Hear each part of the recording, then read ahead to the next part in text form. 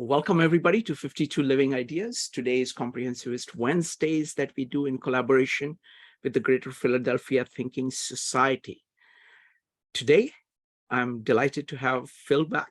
He's been introducing us to very deep thinkers in the area of language and philology. And today we're going to continue with the meetups on the book Mimesis by Erich Auerbach. So with that, let me hand it over to Phil. The format is there's going to be a presentation and we're going to do a little bit of back and forth. Phil will make a point and then I will ask some questions just to make it a conversational format. After which we are going to go, we're going to open it up. First, ask for your thoughts about this material. Then we will go to questions. All right, that's the format. So Phil, go ahead. Okay, thanks, Shrikant. So I would like to do a little bit of review first for those who were not here last time, and to refresh the memory of those who were, and to refresh my own memory, to jog my own thoughts on this. So we're talking about Erich Auerbach's seminal work called Mimesis. Mimesis is a Greek word, and it means representation. In this context, it means representation of reality. And what Auerbach is talking about, his thesis, is different methods of representing reality, tracing it throughout the canon of Western literature, starting from Homer and going all the way up to modern literature, and seeing how reality has been portrayed and how it was that we've arrived to today, where we have modern genre like novel, right, which we're all familiar with from reading works by Dostoevsky or Proust or Tolstoy. We didn't arrive here by spontaneous generation. It's been a long process, and Auerbach helps us trace this process.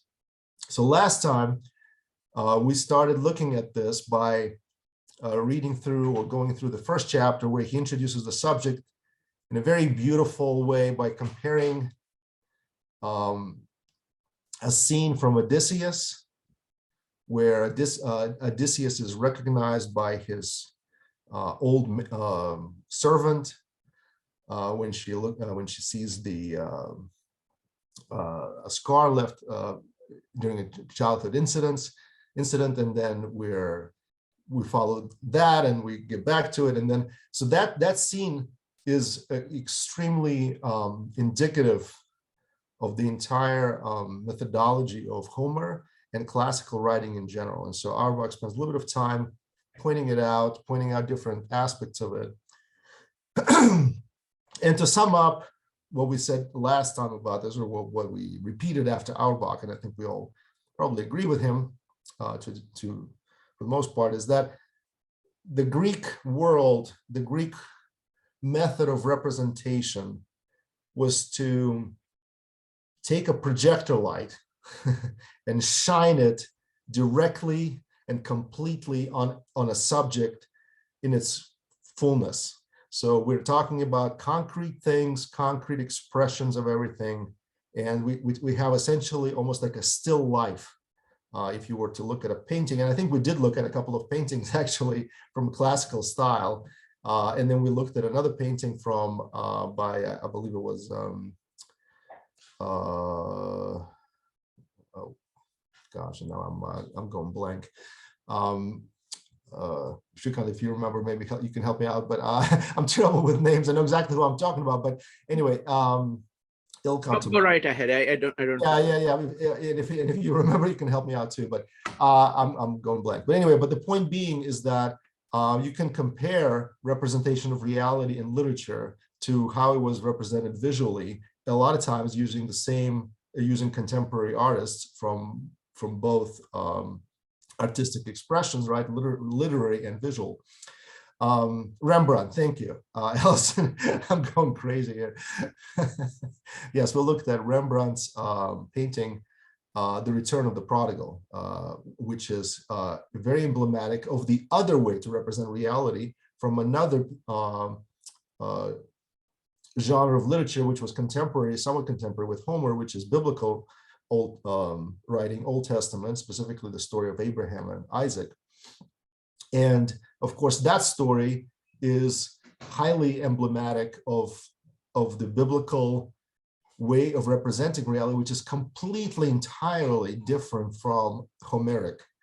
And the difference, of course, is that instead of shining this projector light on something, the light is withdrawn as much as possible, in fact, only to highlight things that are absolutely universal. So as much as Homer focuses on the concrete, on the sensual, on the things that are tangible, on the most vivid expressions of life and in their variety and their richness and all that, the biblical writing does the opposite. It removes all concreteness, removes all sensual expression to the point where all that is left is these almost floating figures that are highly symbolic, but also highly universal. And that's the power of biblical exposition, is that because it removes all of that, because we don't know what Abraham looked like, we don't know much about Isaac, we don't know much about where they were at the moment, or what they were eating, or how they were dressed, or any of that.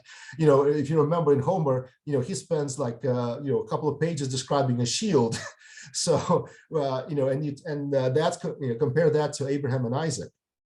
We hardly even know what's going on, except to know that God called Abraham, and Abraham rose up early.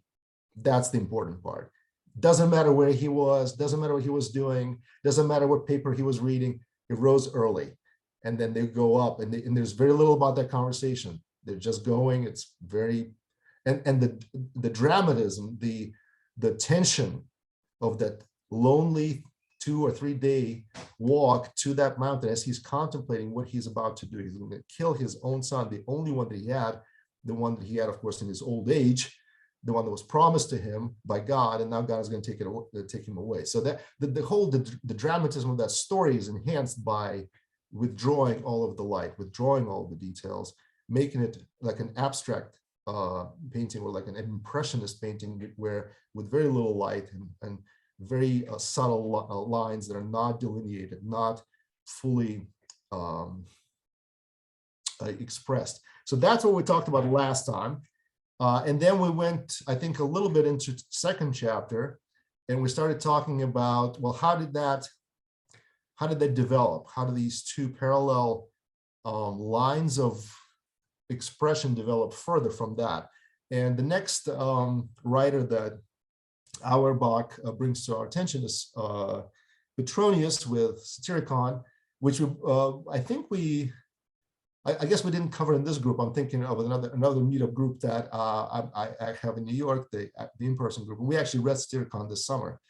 So that was great because it prepared me for talking about this. And there we have a wonderful scene, a scene of a party, a dinner party, and where one of the participants is just talking to his friend. And we learn everything we need to learn about that culture, that period, from that conversation. It's an amazing, amazing portrayal. When I was preparing for this, I was thinking, okay, well, maybe what's a good contemporary analog to this? And I thought of that famous episode, if you watch the movie American Psycho, where they present their business cards, and everything, this obsession with the business cards and how it looks and the kind of paper that it's made on and the font and everything about that is, why is it there? It's because the author wanted to describe the type of people that are involved and the kind of interests that they have. And Virtuecon is exactly the same thing. The kind of conversation they're having, the subject of their conversation, the words they're using, the expressions are perfect to illustrate the reality. Again, we're talking about representing reality. They're perfect because they express the consciousness of that group. Now, of course, that's not the consciousness of the author, and that's where the innovation comes in. So we have a front and a background. The author is speaking, but he is not speaking in his voice. He's speaking in the voice of someone else, and that someone else now has their own light, if you will, because since we're talking about visual representation, it's like the light is coming from within. And we talked about that as if you have the source of light not coming from above, whether it's a projector or a very dim light, it's coming from within through the conversation itself, through first person speech. We now get a very interesting glimpse into the reality of that society and how it was completely obsessed with money and riches and material things and completely cynical. And I mean, it's just amazing to read that because it's so spot on, it's so expressive, it's so lively. Now, is it perfect?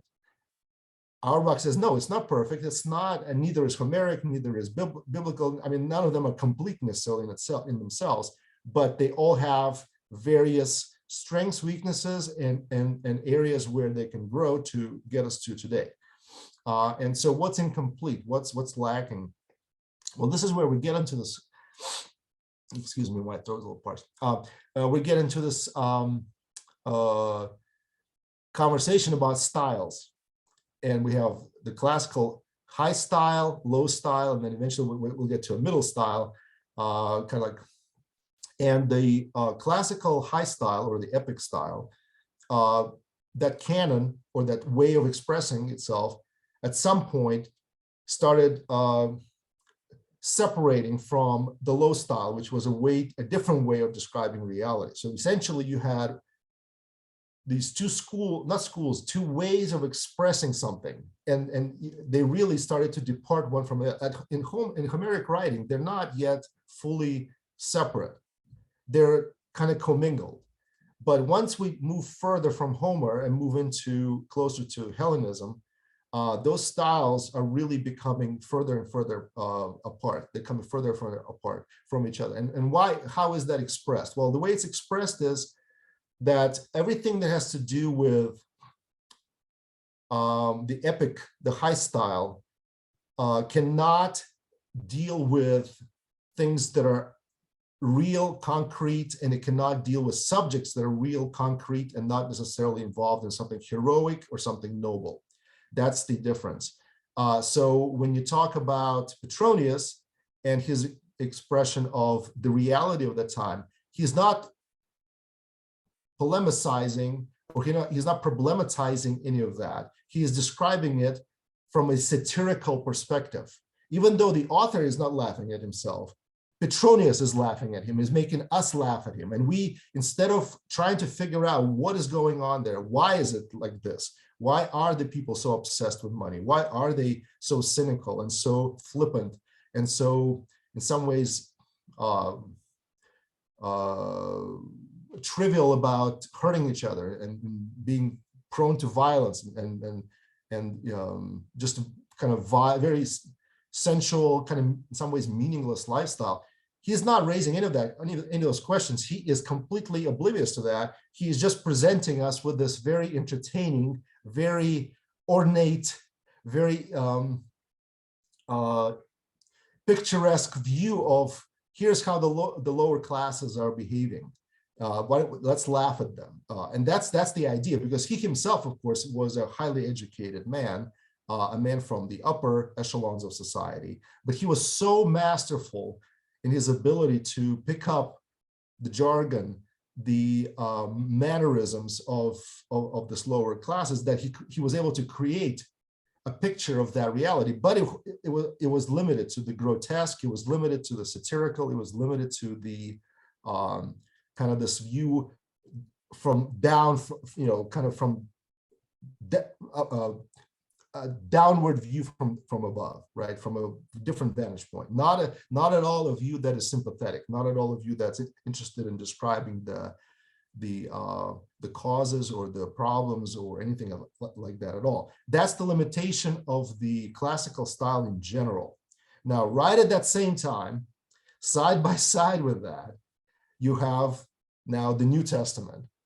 And in some ways you can say, well, Auerbach seems to be kind of biased. He's always making the secular writing appear to be kind of trivial and perhaps in some ways superficial. And then he brings in the biblical writing, and that always seems to come out on top. Well, that's going to change. So just bear with us. It's not completely a biased view. But it is a real difference, though, and it's an amazing difference, because when you consider the types of literature that we encounter in Hellenism, and we have two examples. One is Patronus. Then we have a very similar account by Apuleius, the Golden Ass. If you've read that, you know exactly the kind of trifling and cheap eroticism that's there. It's almost very similar to kind of the very kind of lowest brow romance writing, for that you can see like in a books, newsstand or something like that, in Duane Reade or something. You can pick up Daniel Steele's romance stories and so forth. So that's a very, very kind of vapid, empty style of Apuleius and of Petronius, and then you have Tacitus right there along with him, that is writing in a very high style, but completely ignoring anything problematic about reality. Right alongside that, you have the New Testament, which takes the most common, the lowest forms of life. You have peasants, you have these fishermen, absolutely inappropriate for anything epic, anything grand, anything important. In fact, they would never figure in Petronius unless Petronius was trying to, again, create some sort of grotesque or farcical scene.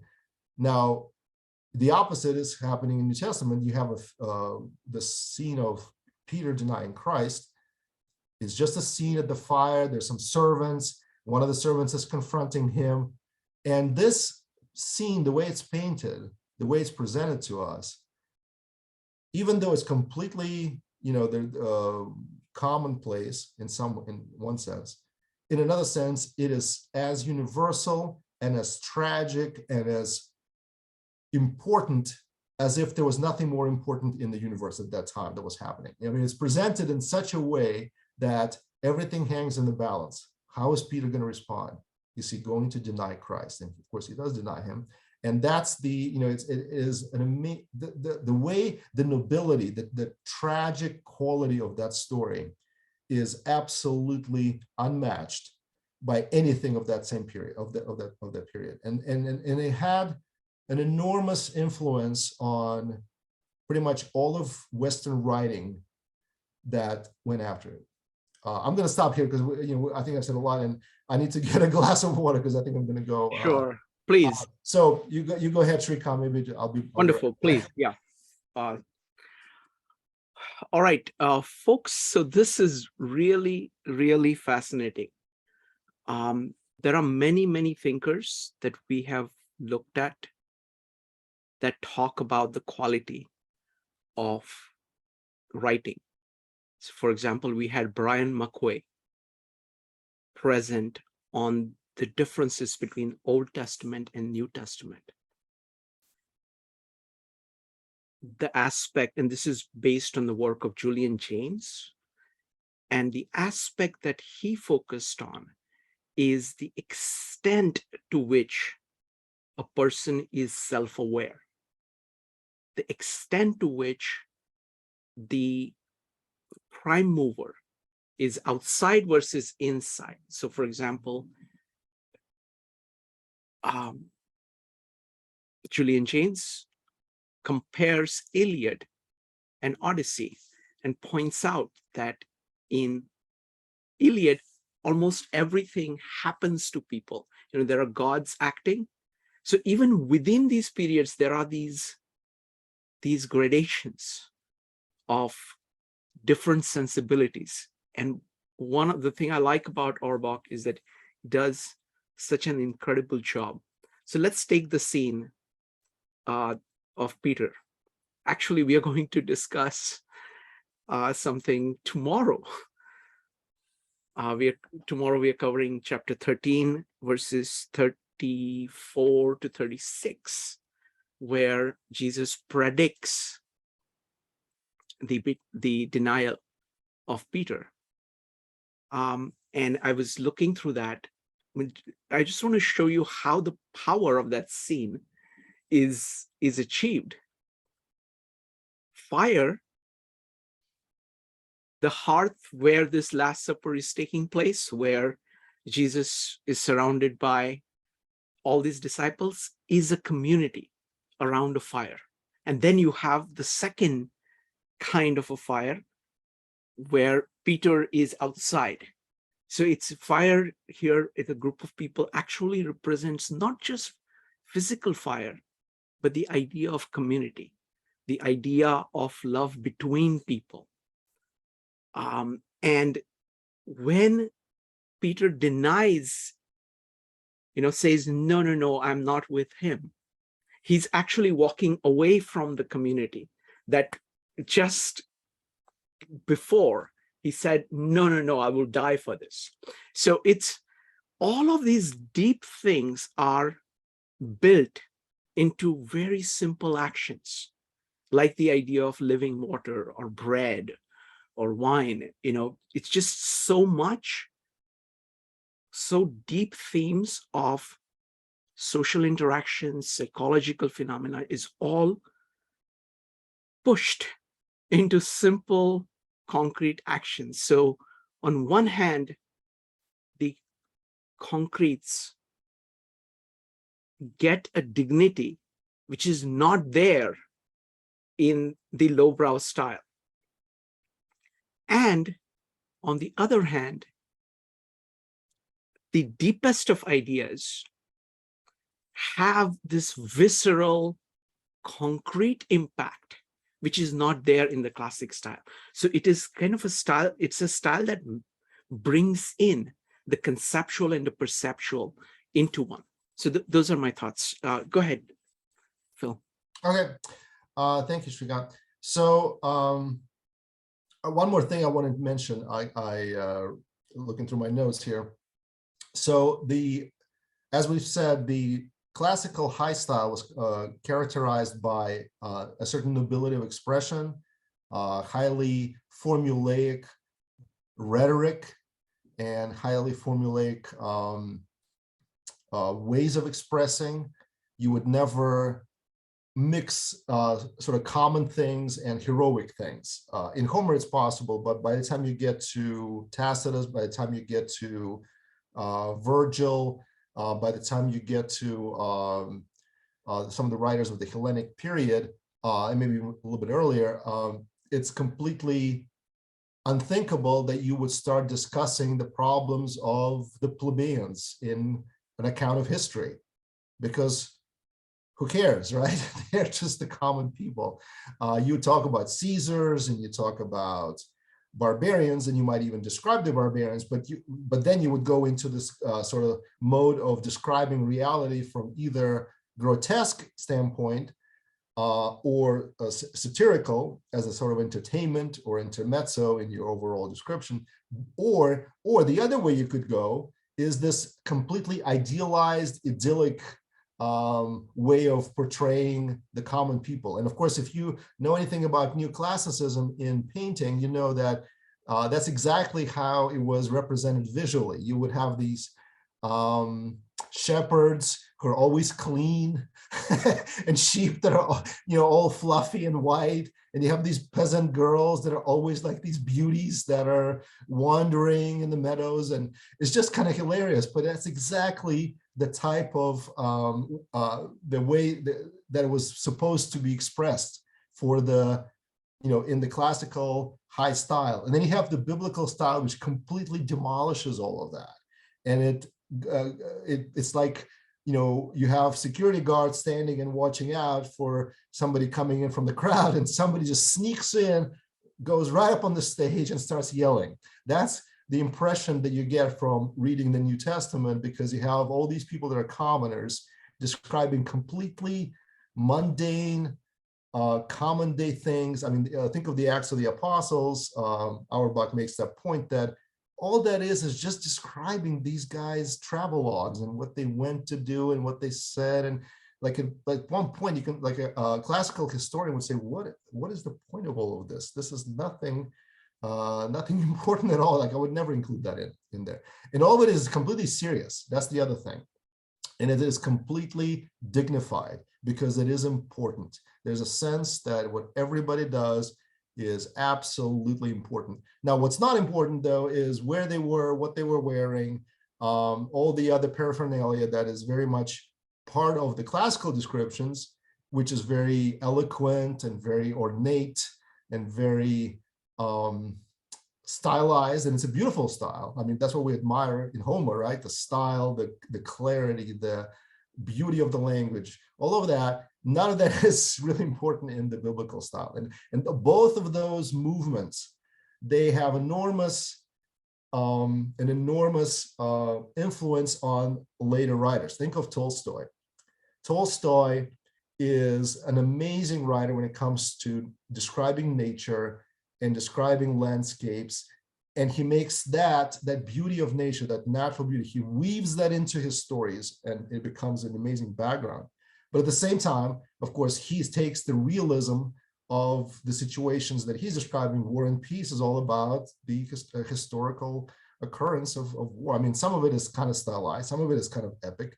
But Dostoevsky, he then takes that further, and his realism is really realistic and he really down to earth, and really we're down in the brothel with the prostitutes and down, you know, just like the Gospels are in a sense. So all of that influence has a tremendous way of you know, we can trace it as a tremendous influence on the writers of the 19th, the 18th, the 20th century, and of course contemporary writers. So all of that has been instrumental in working in getting us to the current I would say extreme realism of the current genre. Okay, so moving on. So we talked about this last time, and then in chapter 3, Auerbach continues with his example of counterpoint of another Roman writer, Ammianus Marcellinus, and it's not a particularly important passage or particularly important work, but it is very characteristic of its time. And it is a work that describes, the passage is describing a revolt of these, I guess, plebeians. And the way they're described is just something. I mean, they're described as snakes that are wound up together, and the guy, the prefect who is trying to put down this revolt, he is this mighty bull that's standing strong against, you know, against the rage of these hissing snakes. And of course, the snakes, you know, they have no reason to revolt except for they're snakes and ignoble and pathetic. But the nobility of the Roman rule, you know, that's the important thing. And again, we have the high style, but it's cracking up. It's starting to crack up under the weight of real problems and real issues. So this grotesqueness, this emphasis on sort of the dehumanizing of the other side. They're not even human anymore. They're like hissing snakes. They're dehumanized. Their personhood is in question, and that in itself is in some ways essentially a devolution of the high style and the demarcation between the high style and the low style, because the high style cannot bear the realities of life. By this time, that we're in the 4th century AD, Roman Empire is undergoing a collapse, essentially, if not practically, at least morally and every other way. And so that collapse is being echoed in its literature. And you see the demise of this demarcation. Essentially, it just becomes untenable to present reality in this way. But it's still there. And so what happens is we see the refusal of Ammianus, just like earlier Tacitus and not Petronius, who was the other author there? I guess it was Petronius and Apuleius and Tacitus. Yeah. So in Ammianus, he's also not addressing any of the issues. He's describing the opponents as almost like an inanimate object, but he's not actually addressing or engaging in any kind of polemic, in any sort of discussion of how we got here. There's no historicity. There's no departure point to actually have any sort of understanding of how we got to this point. Why are we here? Why is there revolt? What caused it?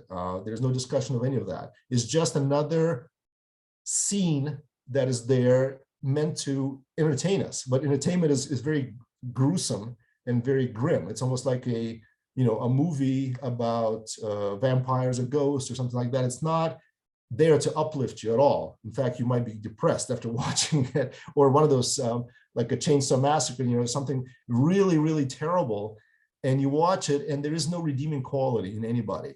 Humanity is just, yes, you have some sort of stoicism in the Roman rule of violence, essentially, and oppression, but there is no humanity there. There's no empathy. There is no real connection with anybody, for that matter, not with the people that are, quote, in the right or people that are in the wrong or anything. It's just kind of the static picture, which we can recognize Homeric birthmarks there, because again, it's very static. There's no dynamism. There's no repentance. There is no change. It is as static as it's going to be. The plebs are always going to be the plebs, and the nobles are always going to be nobles, and nothing's going to change, and that's the way it is. Compare that to St. Augustine. St. Augustine describes also a very gruesome and, I guess, violent scene in his Confessions. And in the storyline there is that he has a friend. He describes one of his close friends, close in later life, who at the time just arrives in Rome, and he is a young man, and he wants to experience everything, and he wants to become a Platonic philosopher. So he realizes there's certain things in life that are more important than just material things and so on. But he loves the games. He loves the gladiator games. And at some point he falls into temptation and he decides to visit the games. His friends convince him, they basically twist his arm, and then he's going to the games. But he decides internally that he rationalizes, and he says, you know what, I'm going to close my eyes. Right when that time comes, the gruesome time when somebody gets killed, I'm going to close my eyes, I'm going to stop my ears. That way I'm going to keep myself pure, because I really, really want to try to be this wholly different person. I don't want to be like the rest of them. But once he gets there, he is he gets into the rhythm of the thing, and he's roused by his friends, and he completely forgets it, and he's overcome by all of that passion. He wants to see the final blow, the deathly blow, and he falls. He yields to this temptation. And again, but the way it's written, Augustine, of course, is very eloquent. He has all the classical training, but he writes differently. He's not just there to shock us by gruesomeness. He's not there to shock us by the violence, and so on.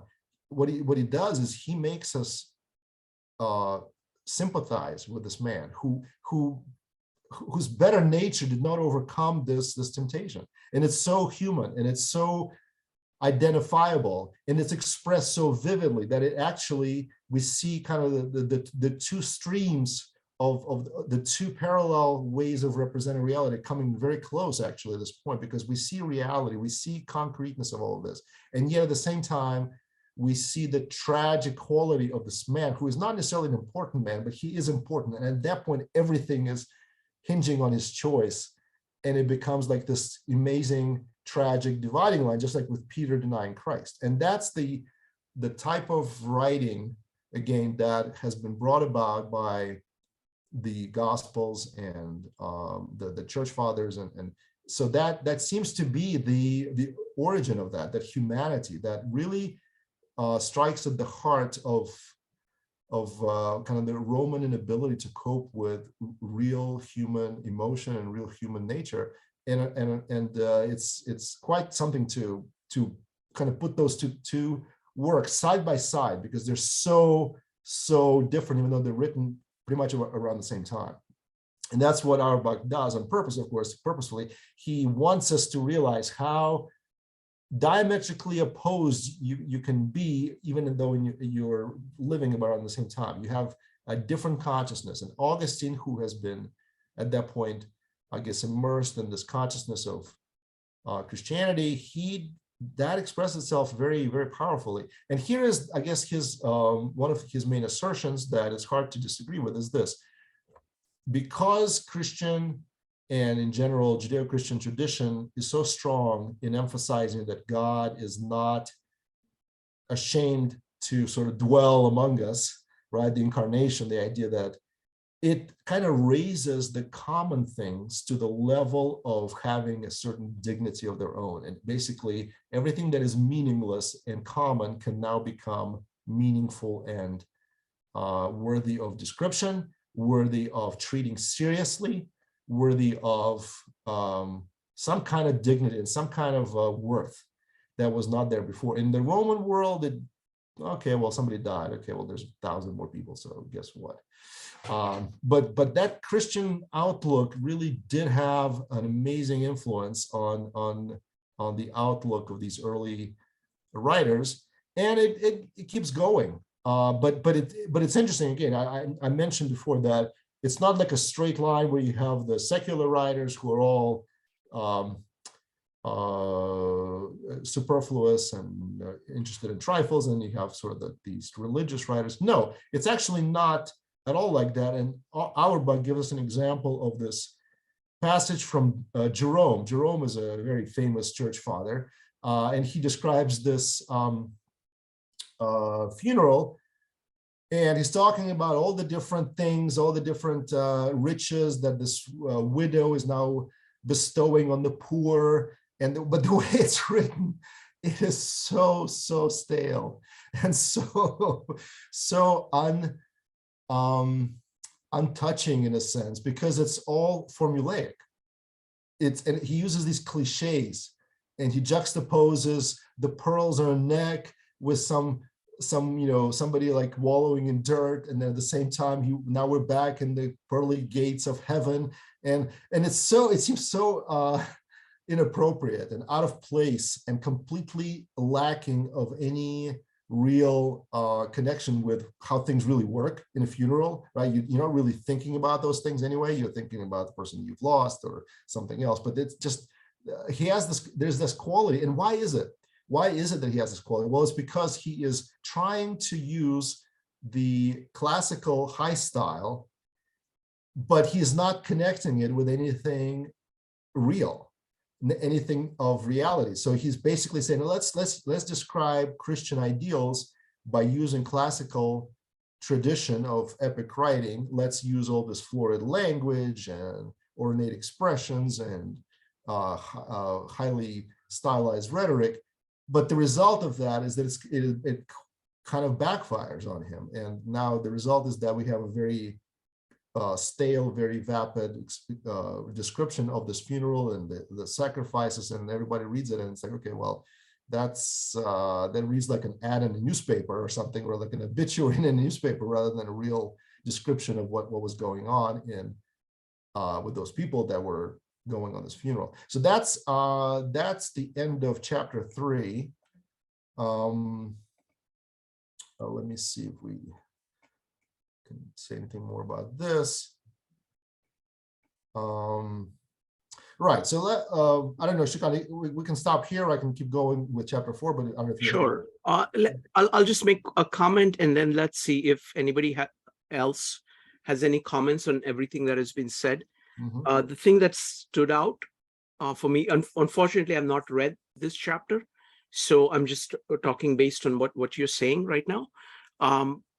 The observation that really fascinated me was how the New Testament gives dignity to an individual person.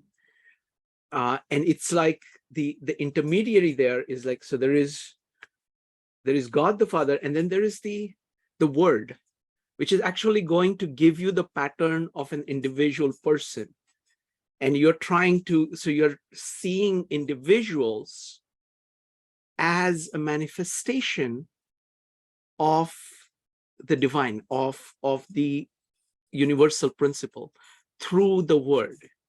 And when you do that, suddenly everybody you're looking at looks very different, because they're not just like material, but there is spiritual and material is brought together through that device.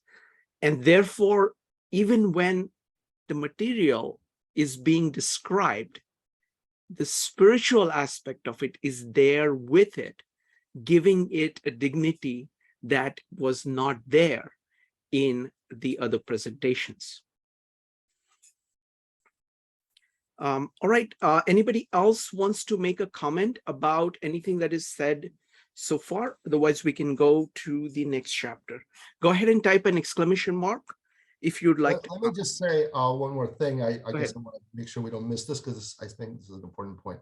So one of the things that we noted last time when we were looking at Abraham, the story of Abraham, and comparing it to the story of Odysseus, is the following. When you look at a person like Odysseus, the very first time you meet him, Homer tells us everything we need to know about him, and he tells us everything that we will ever need to know about him.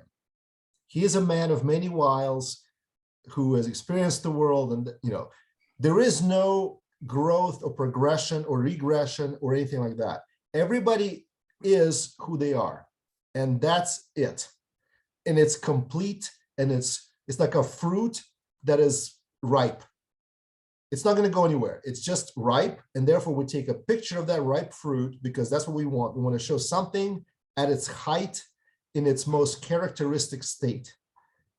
Just like Egyptian art, you always take a picture from the side that gives you the most information, right? So that's Homeric writing, fully formed personality, fully formed. Now, how different from biblical representation of a person?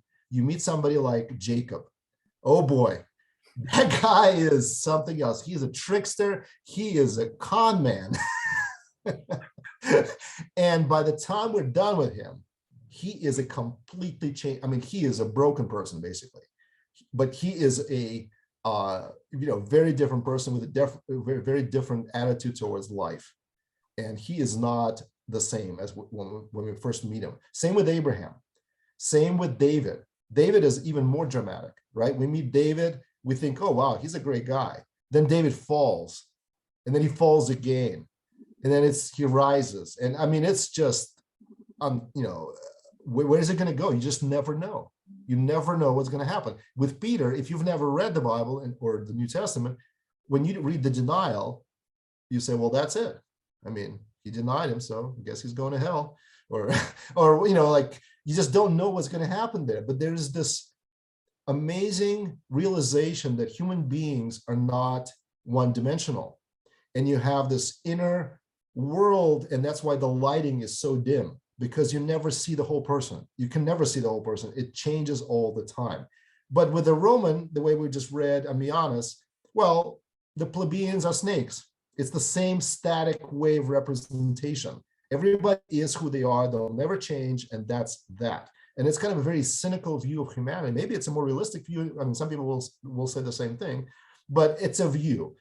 The biblical view is more interesting, whether you believe it or not, is dynamic. So you have Augustine as a child who is doing these pranks and stealing apples, and and then he becomes a philosopher, and he's this and that, and he kind of resents Christianity, but then he converts to it, but then he kind of has these other relationships that he's not supposed to have, and it's just like this complicated journey, but it's obviously much more realistic.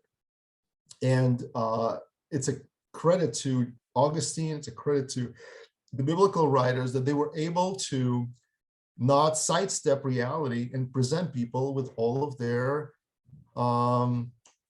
warts and all, with this complicated portrayal that we now inherit in, again, I keep coming back to the novella and the novels of the 19th century and the 20th century, and now that's how we understand the reality to be. We want to know these personalities, especially somebody like Dostoevsky, who takes a person who is both a great sinner, but then he can become a great saint, or you have a person who is working as a prostitute, and then she becomes this angelic figure that redeems Raskolnikov, and it's just, you just never know what's going to happen, and that's how we like to think. It's that reality is represented more closely like this versus a statue that is fixed and kind of fatalistic, and that's it. And I guess maybe the Roman philosophy of Stoicism and fatalism, and kind of a lot to do with that as well. So I just wanted to point that out before we go any further. I don't know if there's any thoughts you have, Shrikant, on that. Excellent. That's a great point. I mean, I think fatalism versus volition, free will, captures that issue beautifully. Because what you're saying, when you look at the characters in Odyssey, and even more so in Iliad, you can see that people are what they are, for better or for worse, and they remain that. They remain that throughout. They don't, Iliad, it's far more, even more clear. Things just happen to them. Different gods come and they fight against one another, and one of them wins, and then the person goes and does that. So they are like playthings, and they themselves have no spark of individual initiative within them to change who they are. And contrast that to, again, I'm bringing up Peter because we're going to be discussing just those 3 verses tomorrow. Look at Peter and those 3 things. There are 3 gatherings. There is the Last Supper, where he says, where this 35 to 36 to 38 is, where he's saying that I will die for you, and Jesus is saying, really? And then there is the fire in the middle, where he denies, and there is a third fire when Jesus says, come have breakfast. Starts with peace be with you. Even though he has been, that he has denied, Jesus starts off by saying, peace be with you, and come have breakfast. And then he asks him 3 times, do you love me? So it's like the mirror image of the 3 denials of saying yes. And it's not a minor issue, because Peter is Cephas. He's the rock. He's the rock on which church is built. And church is nothing but that community that was there in the apostles, was lost in the middle, and is being recreated. And all of that is being done. Peter is the leader in that. He's the number 1 guy to build that. But even he is going through this cycle. So what it shows is that the prime mover is within you. Now that's, we're talking about representation of reality. The part of reality that this is really distinguishing is representation of human beings, of who we are. What Peter's story is saying, us human beings have this within us. We have capability of making fundamental choices and setting directions, recognizing that we were wrong and correcting ourselves. And you go through this entire thing. So wonderful. Thank you. Thank you so much. Next up is going to be Joe, followed by Ella. Joe. So actually, I think, Shrikant, you just actually answered my question in a way, because my question was going to be mostly based on your point about St. Jerome and his portrayal of the funeral, and how it didn't work using the classical high style, primarily because it didn't represent anything that was real. So I was just wondering if you could actually expand on that. What is like these, expand on the idea of Virtuecon, is the idea of how, and you in a way have already spoken about it, Shrikant, just now, is that it has to represent something intrinsic to the human being. So that the real is kind of like, why does it like, what's the role of the real in connecting with the high style, and why it won't work unless you connect with the real? I mean, to give you another example, which is really amazing example, is Victor Hugo. Because Victor Hugo actually brings things together. You can look at characters of Victor Hugo. He's talking about Gavroche, and he's talking about, prostitutes, and he's talking about this really deformed person. And through all of that, the grandeur of who they are as human beings just shines through. And it shines through in the most simple actions. So this is a kind of work where the highest of concepts, the highest of spiritual is concretized. It is the high imagination is concretized. And you can see that also in visual art. You can see, just the glory of that in visual art. That's all I can say. I don't have much more, but Phil, would you like to address that? Yeah, absolutely. So I guess to answer your question, how is this connected to reality with this particular description by Jerome and why it fails?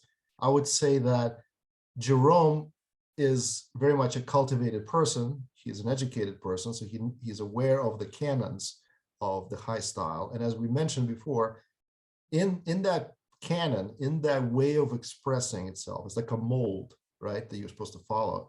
In that mold, the way you express reality is either grotesque or idyllic. Now, grotesque is out of the question because he's a Christian author, so he's not going to do that. So what he does is he makes it idyllic, idealized, right? He strips it of all humanity, and he makes it a formula. And what's the formula? Well, the formula is you're supposed to give away all of your riches. Your husband died. Okay, well, get rid of all your riches. Okay, great. Here are my pearls. They used to decorate my neck, and now they're going to be given to this person who is like, the dog is licking the crumbs off of his plate or something. It's like, it's so kitsch, if you will. It's so lacking in proportion and sense of kind of propriety that it becomes almost ridiculous.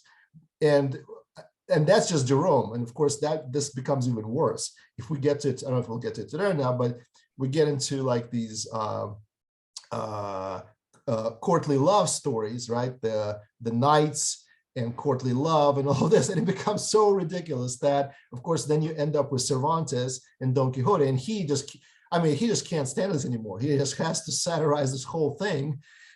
He is satirizing the satire of reality, right? Because that's what it has become. The descriptions of the knights and the courtly love is so completely out of touch that now he has to make a satire on satire, essentially. And that's the outcome of that. And there's this disconnect, this idealized description of everything. And it becomes so under the weight of Christian influence. Christianity, which kind of gave new life to the literary movement in the first centuries, now becomes the weight under which this whole thing becomes completely stifled, because now it's holding expression down. And instead of letting vitality and creativity flourish, it's like this vice that is, you putting everything creative and everything you want to say, now you have to say it the right way. Does this sound familiar? You have to think the right thoughts and say things the right way, and you dare not say anything outside of that canon. And so it becomes stale and idealized, and eventually it breaks down, just like the grim and the grotesque style of the early medieval or early Hellenic or late Hellenic Roman writers breaks down under the weight of reality. Their grotesqueness, they can't stand it anymore. Nobody can stand it anymore. It's too grotesque. It's too disconnected from the way human beings actually are. Nobody believes that people are snakes. Nobody believes that people are impersonal and almost like inanimate objects that you can treat them all as just this mass, right? Because the mass comes on stage now. The barbarians are there and they are not just a mass. They're actually people, and they have their own stories and they have their own personality. And so those stories now come to the forefront. And that's where we get to the next stage with, again, I don't know if we'll get there, but with like the History of Franks by Gregory of Tours. It's a completely different life, but it's an interesting development from there. So I'll stop. So the way I would elaborate on that is that this is form and function. What happens is that they get completely focused on forms and lose the functions. Actually, the forms in the first, when they were created, had the function within them, and they looked actually, and they operated very differently. These people who take them up just get the forms, and they are just using the forms. And you can see that when you can see that in writing here, you can also see it in painting. You look at some of the medieval paintings, those are just saying, okay, this is what it is supposed to look like. They are just like cartoon versions of something which don't have the emotional feel in it. You can see it in music. It is very repetitive kind of music, and you can see, like in visual arts, it being completely kind of taken apart when you reach the Renaissance. You see some things by Leonardo and Michelangelo, it's so dramatically different than that, because they have retrieved the function and they have recreated the forms that are living again. Same with music and Beethoven, for example. He just shows you what music can do. So it's I think it's just form and function. These are people who have lost the function and are trying to just get by with forms in order to impress other people, that's what you're supposed to do. And in the process, neither the speaker nor the listener has clue of the function. Thank you, Joe. Great question. Next up is Ella. If anybody else wants to comment, you're welcome to put an exclamation mark in chat. Ella. Yes, I am thinking that the human instinct to survive is so strong that, as was mentioned earlier, we try to make the grade. We try to elevate ourselves, and then at the end of the day, we are who we are, because the ethics, the deepest ethics need to match up with our behavior. And when you look at Peter and what happened in that particular incident, it was said that he was one of the most ardent, if you will, followers of Christ. And yet when the time came and he's in the temple and he's sort of lurking around to find out, after they had taken Jesus away, he says, well, no, I'm not with Jesus, and sort of tries to move around and tell stories and gets out of there somehow and disappears. And, the rest of the story. So it's not that he didn't believe, it's just that he didn't, he couldn't make it because he was going to be killed. And he was very afraid. So, and yes, it is about trying to reach into the unconscious. And I think the idea that the Christian writings are done so mysteriously, like Moses in the burning bush, or in this last session we talked about in Genesis, Abraham, behold who I am. And it's God coming out of nowhere in the darkness, the universal form, without all the other characters and the setting. It's just very mysterious and sort of reaches into the unconscious and the emotional level of being. I don't know if the Stoicism sort of approach is able to do that at that very deep level of someone in Peter's position. People could certainly have other opinions about that. So those are my thoughts. Thank you. Wonderful. Thank you. Thank you, Ella. Next up is going to be Maritza. Hi. Looking at these, the examples provided here today and thinking about the mimesis, I've been thinking that I guess I'm a little bit surprised that we're focused so hard on the actual examples provided, because I worry that the message is getting buried a little bit, because as I understood it, the whole point of this, the writings here is to like, it's telling us about the, I guess mimesis is almost, it's not really a style in and of itself. It's like a sub-style that kind of comes through from the writing patterns of the authors of the time. And the point being is, this is something that repeats throughout history. And maybe there's an entity here to recall that every, classical tome, as it were, is really but a reflection of the times. And if we remember that and we look at modern writings and view it through that lens, this lens of, I guess, stylization, as it were, like, so, I don't think that it's so, like, sure, we're talking, when you view the story of Peter's denial of Jesus, I will agree that I like the entity that this humanizes in a way that will cause a rippling effect going down through the ages to each generation passing. And that, to me, is the more vital thing to be focusing on, to look at then whether or not, there's like the passive voice, the active voice. I guess it bears stating that, there's the opposite of mimetic would be something that is outside, because I think you said that, Shrikant, the outside versus the inside.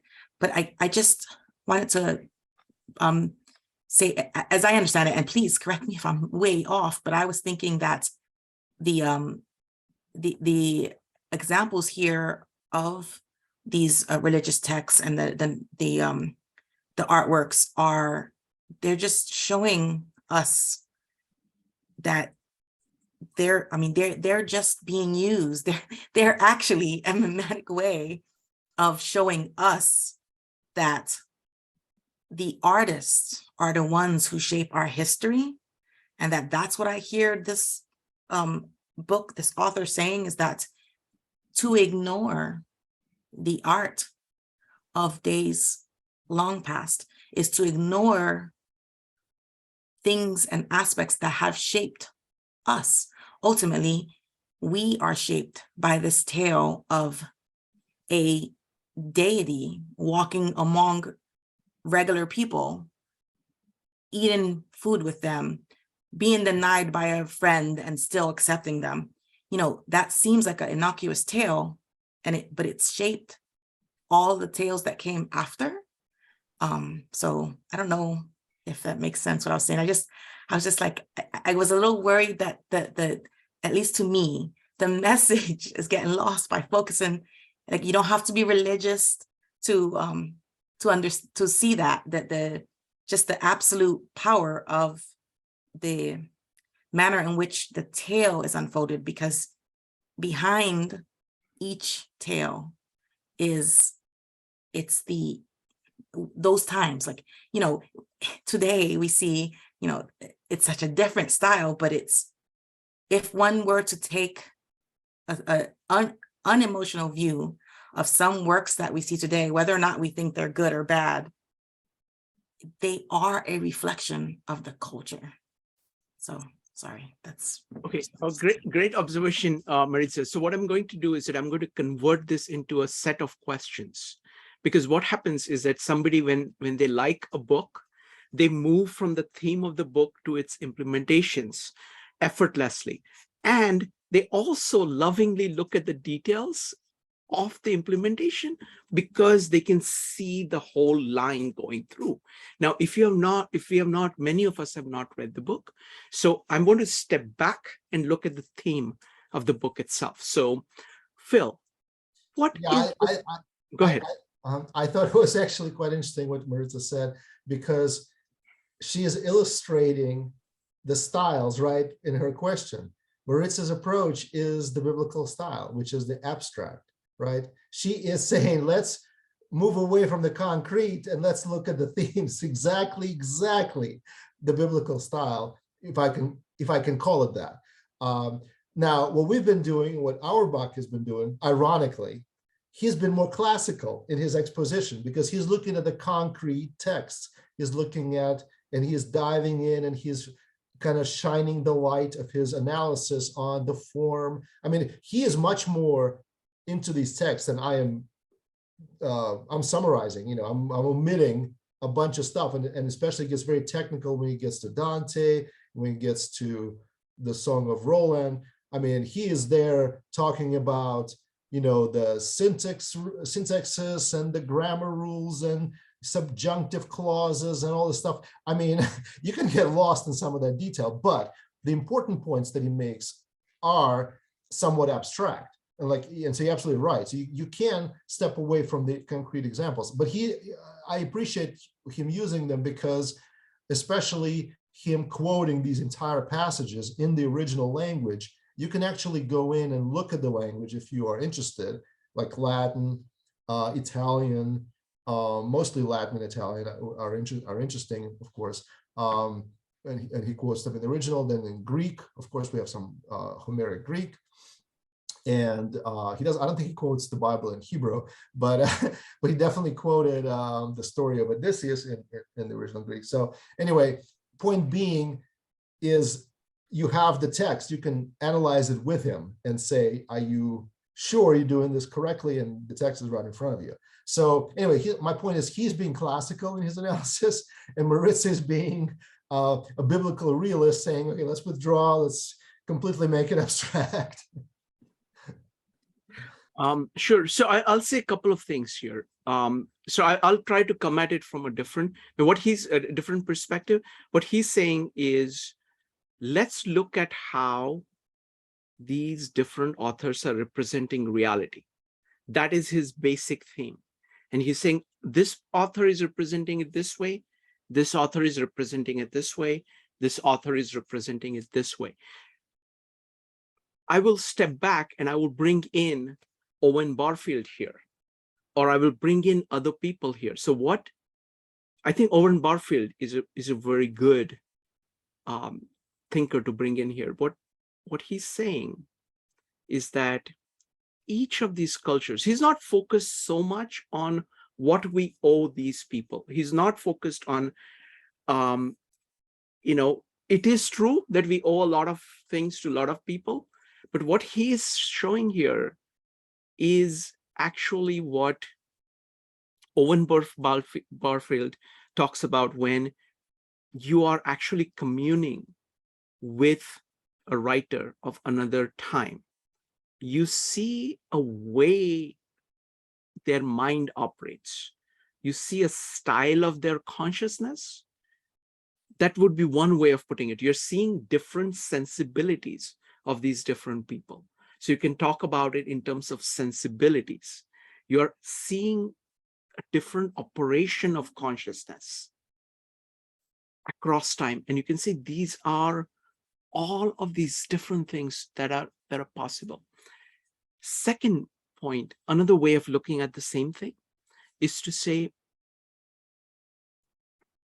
we are seeing the philosophy which is implicit in these different works. You're saying, and philosophy means their metaphysics is different, their epistemology is different, and their ethics is different. So what is their view of reality? And that is very different from Homer and the Old Testament. What is their view of human consciousness? That is very different.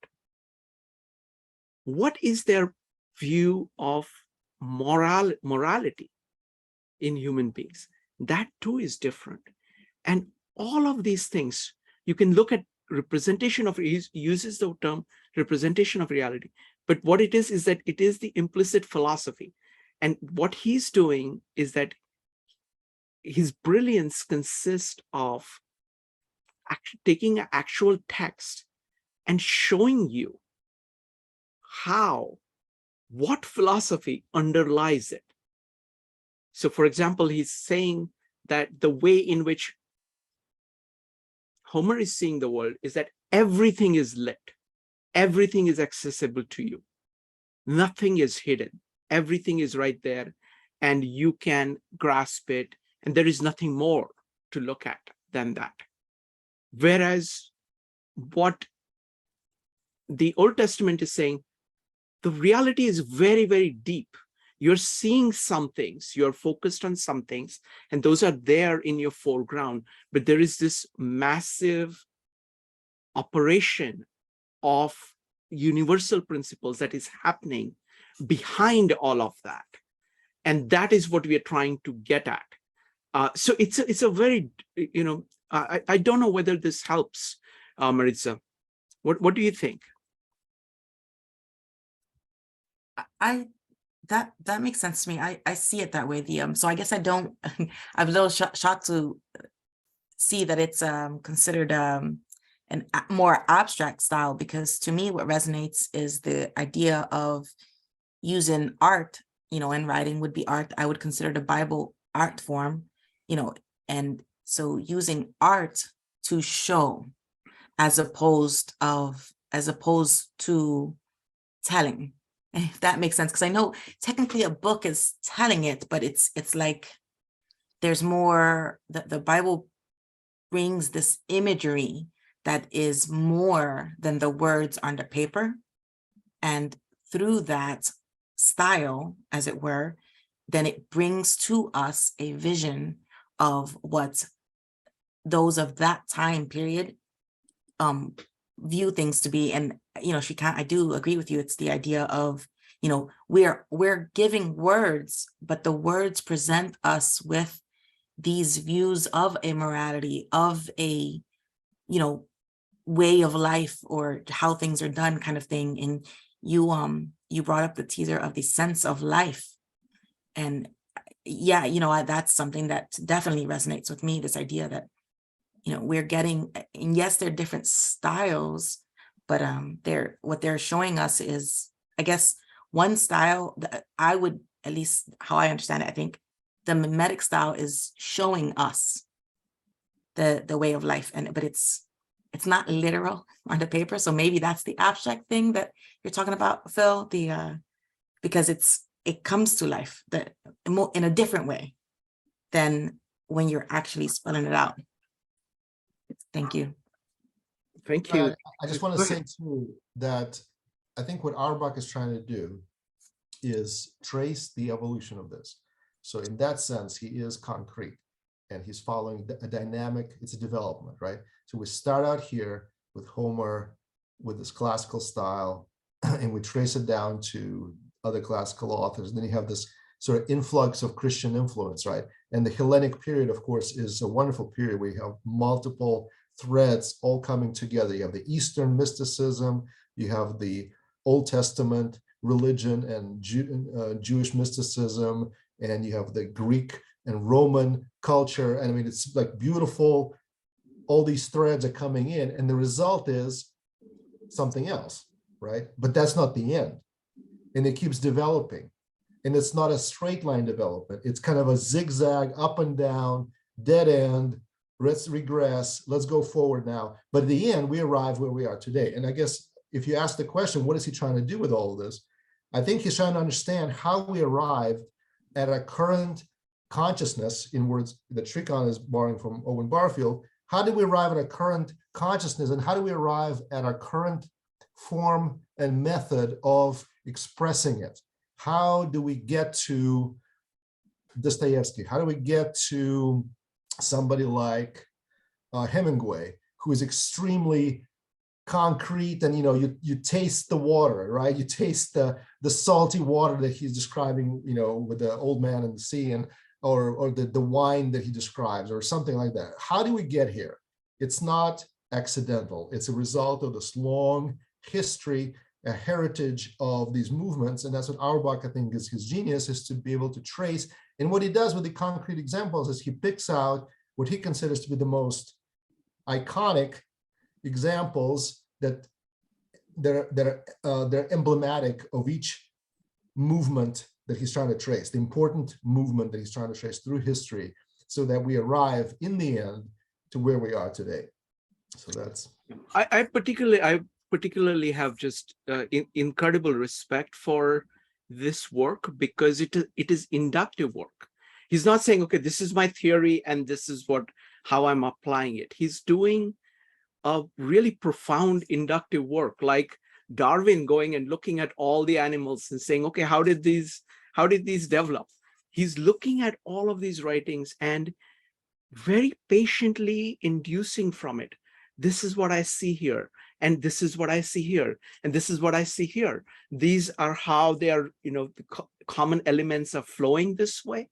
This is where it's a different stream, new thing came in, but all of it is being done inductively. So, and he's not just doing like a surface level concretes, surface level abstractions based on it, but he's going very high up in the abstractions, starting from the concrete. So it is, I think it's a very profound work on understanding our heritage, and it culminates into understanding us. But you can't really do that until you understand, kind of spend time with each of these parts and see those different principles operating. And then you have a much more deep, much deeper understanding of what we're doing. All right. Let's go to Ella next. Ella. Sure. I really appreciate Philip's going through the different stories and the parts of the stories, and how mimesis is being used as a tool by Auerbach, and sort of going over that for us. I think that's important to keep in mind. I just wanted to add that, this type of, by developing these two lines, which aren't necessarily linear, as Philip said, but we can almost, at the end, come up with the idea of how collectively this is added to, as Shrikant was saying, to our collective knowledge, and then we can apply that to our individual understanding of our own consciousness. So I think that's great. I just wanted to add one more quick thing, because this concept, mimesis, is in itself fascinating. The idea that humans do seem to mimic or mirror people in the physical world and things in the physical world. And it's mentioned by Plato and more developed by Aristotle.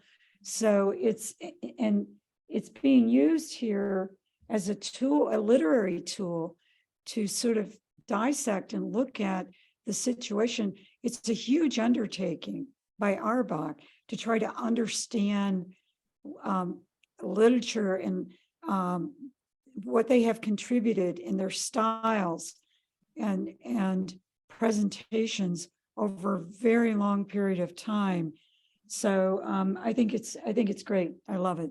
Thank you. Thank you, Ella. And I just wanted to point out, and I don't think Phil will disagree with that. Like the original, when you read these chapters in original, the amount of observations that Auerbach has is like maybe 5 times or 7 times of what Phil can present. Because, and it is really, I mean, he takes these works and how much he's able to observe in them. It's truly stunning. Phil, would you agree? Well, certainly. First of all, I don't have the expertise or the time to present every detail of it. But yes, he is very thorough. But more importantly, I think he has amazing insights that are not there on the surface, and that's his real gift, is that he can look at a passage and really tease out these insights that are quite amazing and quite long-ranging in their import. So wonderful. Yeah, folks, we are planning to continue this series, and I encourage you to go and read Auerbach, because there is nothing short of this. This will give you these meetups will give you reason to do that. That's the best thing it can do. But really, it is an amazing work. So please read. Next up is Joe. I'm just going to briefly add, I mean, I think that this is interesting on a number of levels, and how this actually, there's another theory and I just actually sent a message to Phil about it, is that it's called mimetic theory. And it's actually based on the idea of where our desires come from. But the whole theory was evolved on the history of reading literature, on basically how, characters built upon each other. And then that's essentially where now the Professor Rene Girard kind of graduates from that and applies it to why we desire certain things. And it's based on mimesis. So I mean, it's kind of interesting to see on a more macro level how actually this can be applied to understand cultures and why they behave a certain way. Thank you, Joe. All right, so it is about 10:30. Phil, I want to ask you a question, if I may. We are, and this is regarding our meetups that we are doing on Thursdays, Gospel of John. I don't know, I mean, I've not been able to put it into words, but there is something incredibly beautiful about that particular gospel. And I think it is just a I mean, I don't know how to say it, but just, in the beginning was the Word was with God, the Word was God. I mean, it just, the way it goes, and it's not just there, but it is there throughout. So do you have any comments, or do you have any comments about the writing in that particular work, the Gospel of John? And does Auerbach have any comments on that? Well, I don't think Auerbach quotes from John specifically. So he quotes, the story in Mark. Peter's story of denial is taken from Mark. But just applying his methodology, I would say that John, in some ways, takes this idea of mixing the styles to an extreme. So you have these statements, like you just mentioned, the Word was with God, in the beginning was the Word was with God, or statements like, I am the way, the truth, and the life, or etc. Just there's so many I am statements in the Gospel of John in general. So you have that, and that's mixed together with things like a wedding, where they run out of wine. So, I mean, that typically would not be a subject of a very abstract Neoplatonic discussion. Not until then, anyways.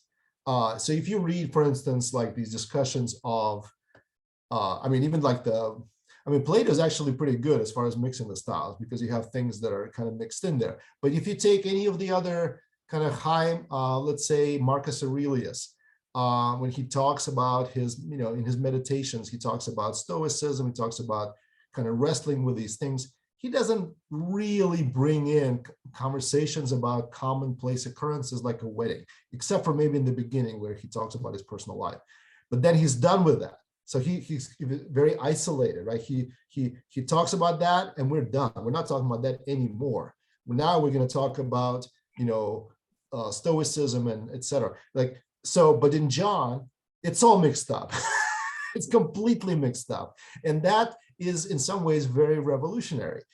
It reminds me of modern art, reminds me of contemporary art, where you take these ideas, the ideas of the classical French salon, and you just completely explode them. And you bring in things that you're not supposed to bring in, like a woman that's naked on a French picnic, right? The breakfast on the grass. So that's the kind of thing that's happening here. You bring things that are oil and water, not supposed to mix, but they are mixed. And you have the wedding, and then you have the washing of the feet, and then you have this person who is paralyzed, and that happens. And then on the heels of that, you have the statement, something like Jesus says, I am the way, I'm the resurrection and the life, or whatever. The point being is, like, you have the high and the low completely mixed up, and that's a huge thing. And so John, in some ways, is the epitome of this New Testament explosion of styles. And maybe in some ways that's why the Romans and the educated people despised it, because it was very simply written, it was very kind of abstract, and at the same time it was all this complete nonsense. What is this mixing of high style, the philosophical reasoning and ideas, with this washing of feet? And well, what is that? Like, that's just crazy. So they thought it was just these slaves were just completely off their rocker. But anyway, that's my take on it. Wonderful. All right, folks, now I'm going to open it up for any questions anybody has. Let's put questions on the table. What do you think about this topic in general? Because I definitely want to keep doing meetups on this. So that's one thing. And one question I have for Phil. I have questions. I have all kinds of questions for Phil. I want Phil to compare Owen Barfield and Auerbach, but I'm going to give priority to everybody else's questions. We're going to start with Doug. Doug, go ahead. Okay, I'm unmuted. I think I have a question to explore in what Mimesis said, trying to focus on the artist, because I think the artists, by definition, defy all the rules that any culture wants to impose. And it's why I think Freud, and I think Jung, but Freud specifically said that the playwrights were at least half a century to a full century ahead of him in terms of psychological insight, talking about Ibsen and Goethe and all these incredible playwrights who were kind of tracking the development of consciousness in their plays and in their cycles of plays and in their life journey through what the Greeks called an imitation of an action, that's what a tragedy is. And so you've got an imitation right there. And even Aristotle says, and then there's comedy, and these comic troupes traveled everywhere and they polluted everything that everybody else was trying to establish. So that's something, that the Roman comics sort of established the Italian dell'arte kind of role models, which then I just listened to a lecture of a woman who was talking about Jewish theater practitioners creating theater in Mantua to pay off the Jewish tax. So they were monetizing theater in Mantua, Jewish theater people in Mantua it's a new book by a professor out at UC Riverside. And so we think of all these cultures as differently because it took them a long time to travel. And when Europe rediscovered all these cultures, we saw them as individual things and subjected them to sort of categories. But I think it was much more blended, because I think the book of Job, there are a number of books from the theater dimension and from other literary dimensions that think there are a lot of Greek tragic influences in the book of Job. And there are some historians, given where the ruins of theaters are, have surmised that Jesus actually went to a theater and watched theater, the way some of the Indian teachers in their books go to a theater and they watch a theater or a puppet play, that was not out of the question. There are theaters in Roman and Greek theaters in Turkey and further down in the Mideast and certain areas that these things kind of overlap. So I'm a little, I think it's really interesting. I think his hits are really interesting to think about, but to generalize about culture somehow makes me nervous, because I think artists pay attention to the thing.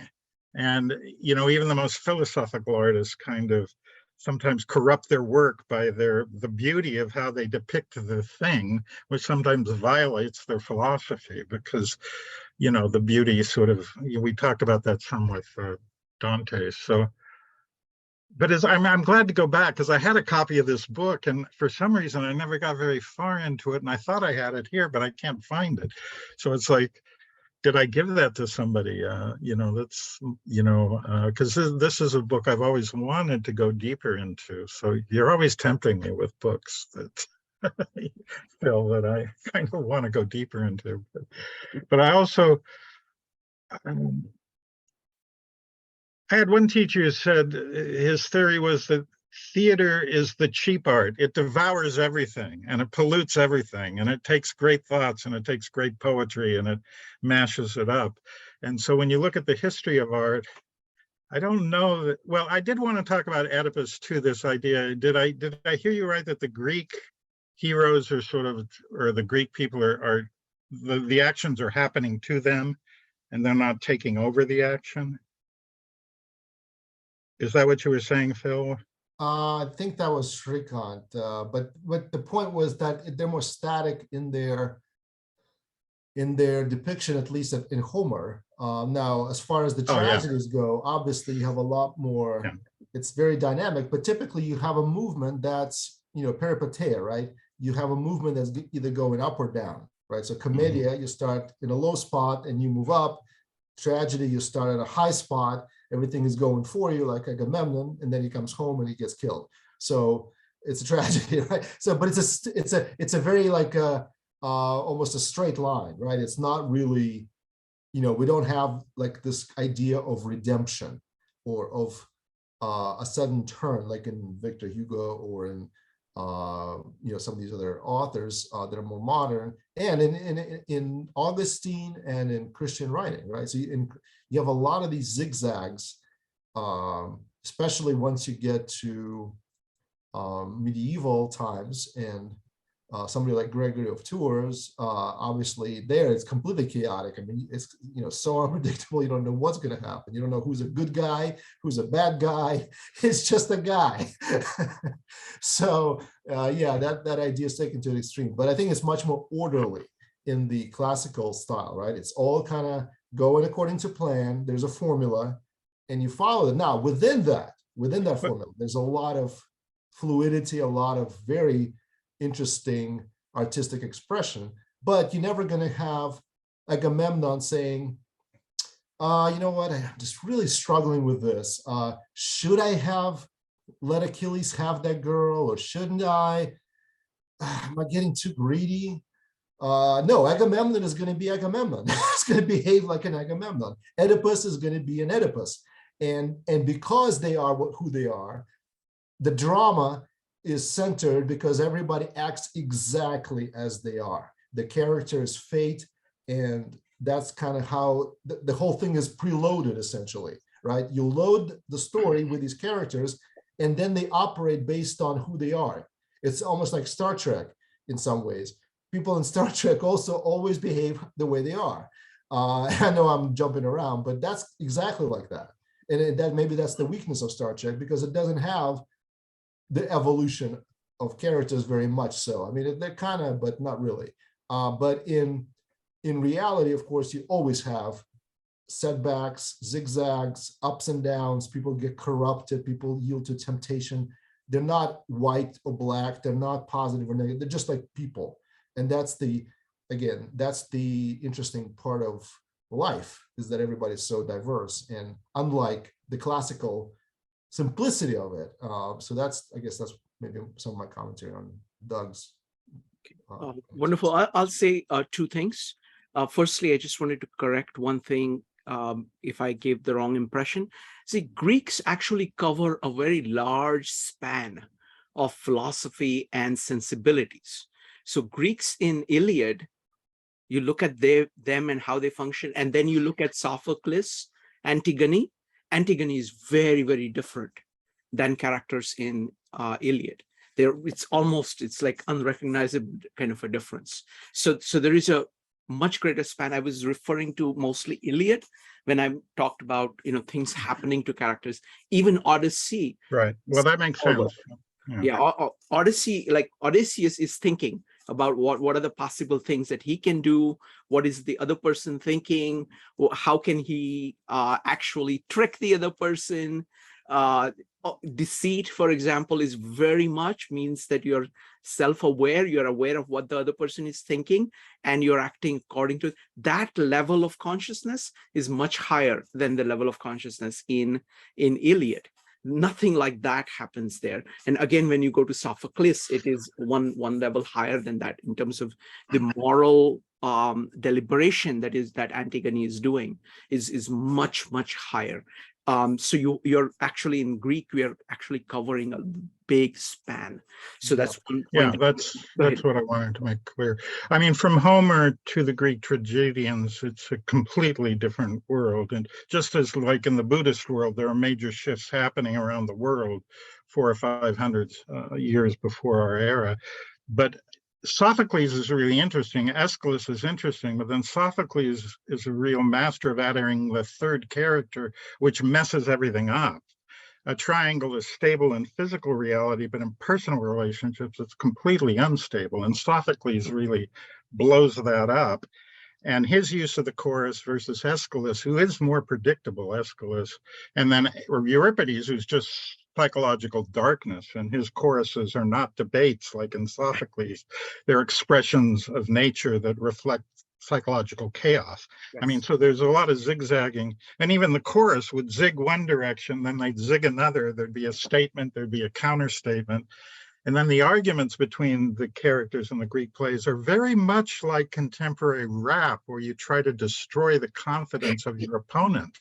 They really are very short line insults back and forth, where, they're insulting people. But I think Oedipus is an amazing example. If he changes direction, well, no, he goes in one direction, but everybody tries to get him to not uncover the truth at some point. Right. They turn on him and say, don't go there. I guess it's going to destroy you. It's going to destroy us. It's going to destroy. And he goes there. He sacrifices his power to heal the plague and to purify the kingdom. And so there is a sacrifice there for the good of the people that is very willful on Oedipus's part. And in why he is actually a hero and not his parents are the demons. They're the ones who cast the child out on the mountain. And that's very clear in Sophocles. I mean, Oedipus actually, in a way, gets it wrong. I mean, Freud gets it wrong. Hamlet's a more Oedipal character than Oedipus is in a Freudian term, I think. Right. He's much more hung up on his mother than Oedipus is, who has no clue what he's doing. He's just sort of, these things happen to him, and then he tries to find the truth. But it's, so also the monument thing, makes me nervous jumping from monument to monument, because when you read Herodotus as opposed to Thucydides, you sort of realize all these stories are in a very fertile soil of folk tales and sloppy thinking and sharp thinking. And,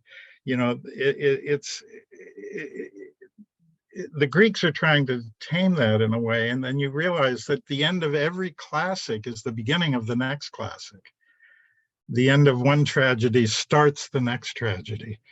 Even an exit of a hero is a confusion that the chorus acts out, and then he comes out with a new resolution. And I think Kenneth Burke and Francis Ferguson sort of explained that, the tragic rhythm of these things, which, but this stuff's really interesting. I mean, I thank you for tempting me again. I just want to make one point.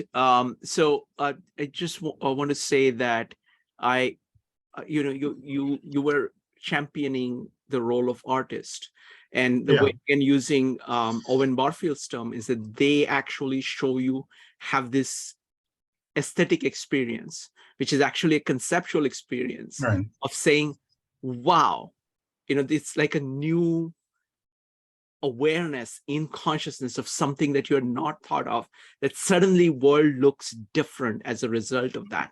And they do it that's what the greatness is, like use of a metaphor that builds up, that produces a new effect in consciousness, which was not there before. And then what happens is that people come after that, and it kind of slowly, some of it gets into culture in a diluted way. So there is an impact of artists on the culture. And I think also the point that you're making, that artists are the harbingers, that many times all of these kind of changes of consciousness, they get it first and they show it to you first. And then it is philosophers and people who come along and they will write it up and they will say, okay, this is what is actually going on. So thank you so much. Next up is Maritza.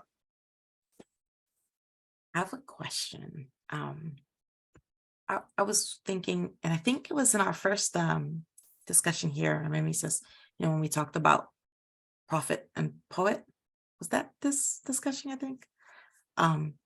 So hopefully it is. If not, I apologize. I'm remembering it from a different meetup. I was wondering, so if we, would it be appropriate to say that part of the message here is that well, we've been calling them like the artist or the writer, right? That could also be the prophet or the poet, as it were. Is that person attributed in history to being the seer of that era, or like, or are they like the makers of the history? Like, would it be appropriate to say that they're the, so I read something that it was talking about how, a prophet would be considered to be the for speaker, and this was in a religious tome, and it said he would be considered to be the for speaker because he speaks for God, the truth of God. And so using that line of thinking, then it was posited that in that case, the poet, the prophet, the artist would be considered a seer, as in, one who views, and it's like, they see the truth, the real truth. Is that in line with what the message is that we're being shown here as we look at each example and we compare and contrast the various stylizations? Is the overarching look or overarching statement that these are all truths as seen, and it's an evolving truth, and neither truth is eclipsed by the next truth. It's merely a like, I like the way Doug just said it. It's, it's a kind of a stepping stone for the next, as it were. Does that align there, or am I way off base? I don't know that I would call them all seers or prophets or something like that. At least that's not my sense when reading Auerbach. I think what he's doing is he's saying these guys are most expressive, most symptomatic of the time and the sensibilities and the consciousness of that time.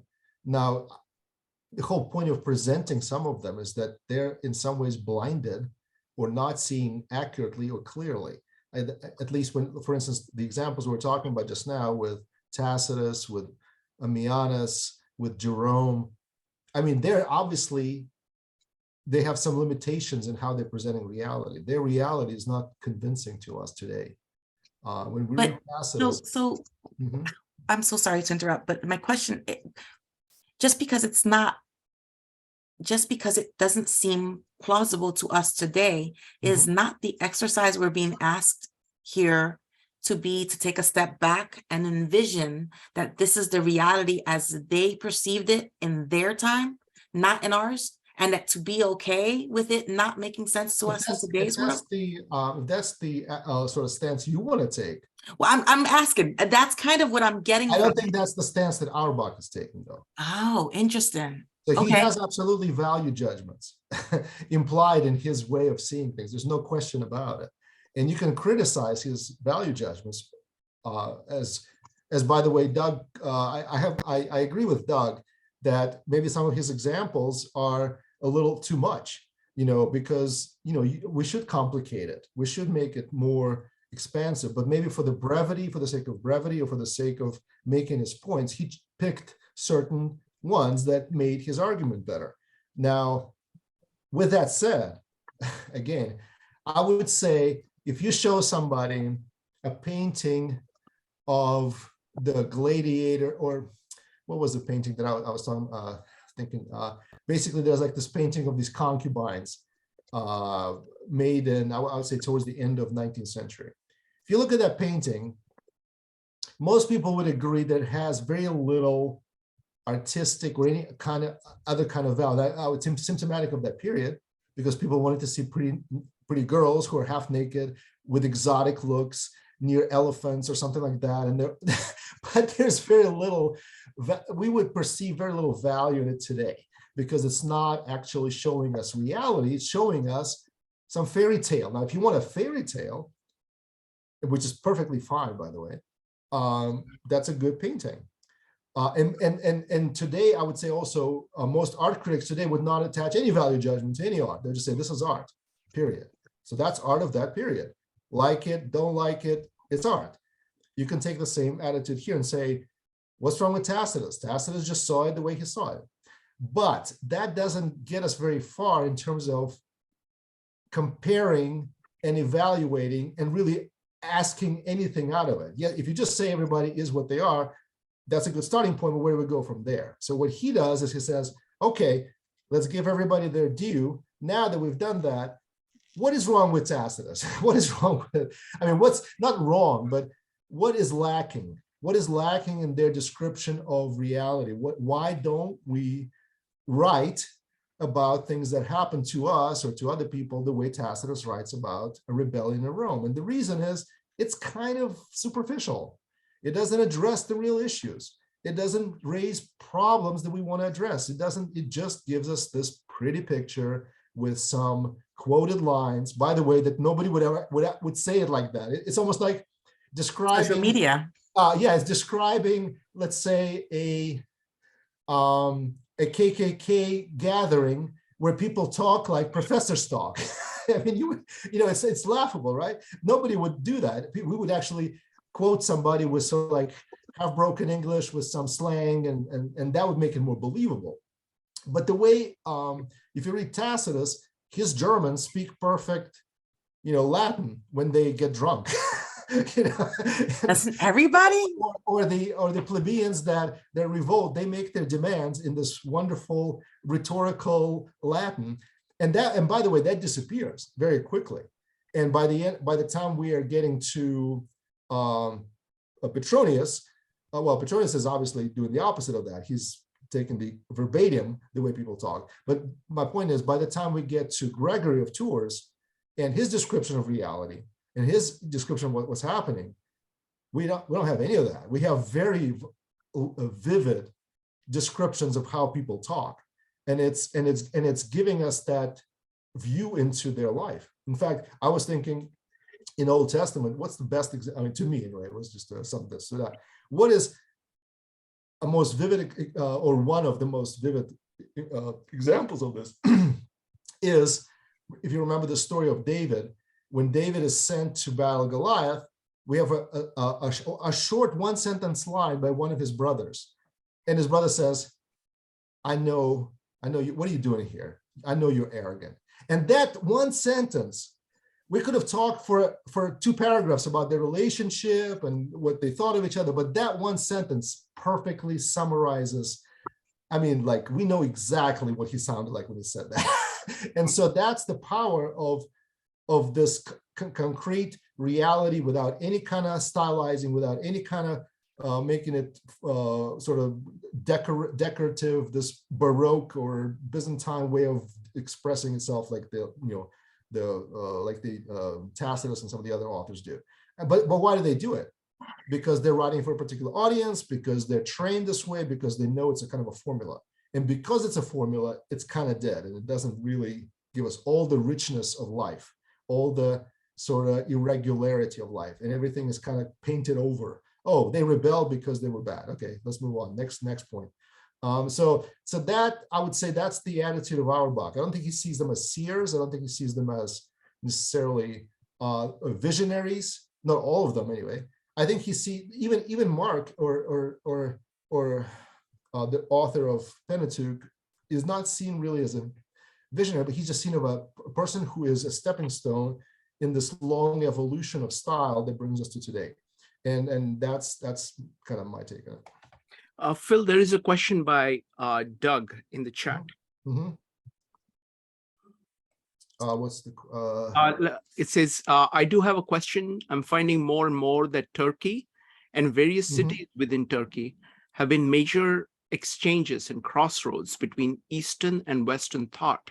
So I'm curious how Phil has come to understand how being trapped in Istanbul during World War II influenced the nature of Auerbach's book.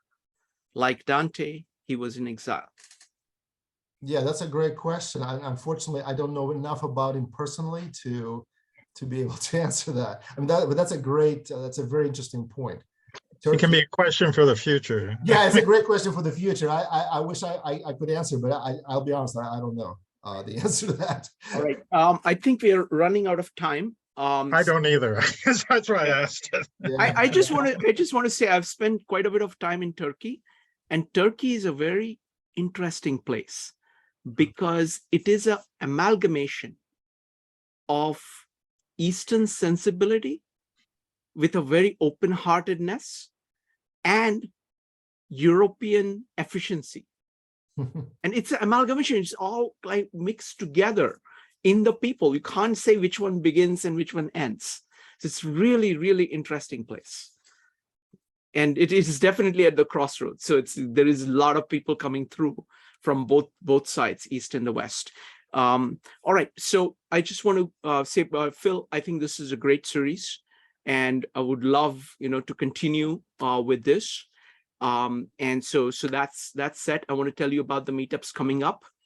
Tomorrow, we're going to do the Gospel of John series, which is going amazingly well. We have Gary, who is doing his master's thesis on the farewell discourse, the chapter 13. And he gives presentations, and everybody reads Aquinas' commentary on it. So it's just incredible stuff. On Friday, I'm doing something really interesting. I'm going to be using this on Friday to look at this kind of fourfold nature of human beings based off, I'm going to focus mostly on Jung's work, but I think it actually leads to many different things. This could be like, in Bhagavad Gita, this is Bhakti Yoga, or about emotions and devotion. This is the Jnana Yoga, about knowledge or thinking. This is the Karma Yoga, about action. And this is intuition that you focus on. So it's a very, very deep idea that this is thanks to Buckminster Fuller. I realized that everything that we're studying in Gospel of John, Tao Te Ching, and Bhagavad Gita had an integrity to it, which is missing from modern times. All these elements are dealt with in modern times, but they're dealt with separately. Everything is dealt with separately. This 3D is a very good way of bringing things together and making sure not missing any of these parts. So I'm going to try to apply it to Carl Jung's cognitive functions. That's going to be Friday. On Sunday, we are continuing our Buckminster Fuller series, and the question is going to be on the comprehensivity of Buckminster Fuller. We have some amazing people who are experts in Bucky joining us, so don't miss that. Is that yes, Friday or Sunday? That one is Sunday. The Friday is this. Okay. The Sunday is Buckminster Fuller. And on Monday, we're doing a very interesting experiment. We are bringing together two very different elements, improv and poetry, to do collaborative. We have been doing collaborative poetry, and we are going to do it with improv. So Maritza, you Don't want to forget talk Goethe on about it Sunday. in about 3 minutes? Go ahead. Go ahead, Phil. Yeah, don't forget Goethe on. Oh, yes. Goethe and Faust is going to be on Sunday at 5 p.m. Yep. And we are on Faust 2, which Yep. is the deepest of his work. He did not publish it. He published it only after his death. So it's a very deep work. And so don't miss that. Marisa, you want to talk about just for a minute or so on what you and Mike are doing? Sure, just briefly. So we are entering into week 41 of our Poetry Monday sessions, which is very exciting. So what we're trying to do, we're going to do a collaboration, and where improv collides with poetry. So what we're going to do is, usually we present a featured poet and we share poems and poetry back and forth. And then we do a collaborative poem in the middle, and then we share our thoughts and poems at the end.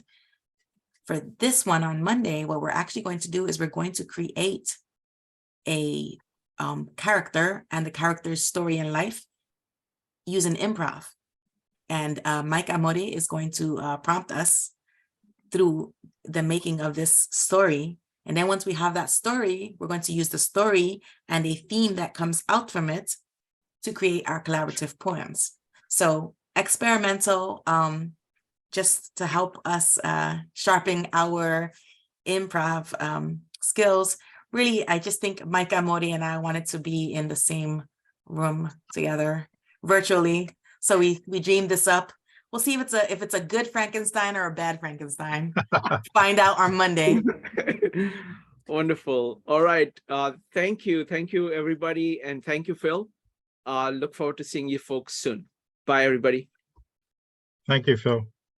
Bye.